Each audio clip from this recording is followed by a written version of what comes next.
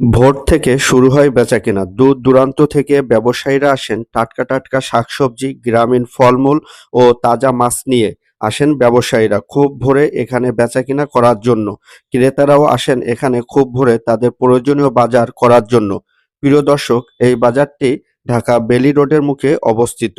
ভোর থেকে শুরু হয় বেচাকেনা এবং সকাল ৮টার ভিতরে শেষ হয় এই বাজার। অবাক বিষয় হচ্ছে সকাল ৮টার পরে আসলে আপনি বুঝতেই পারবেন না এখানে একটি বাজার বসেছিল।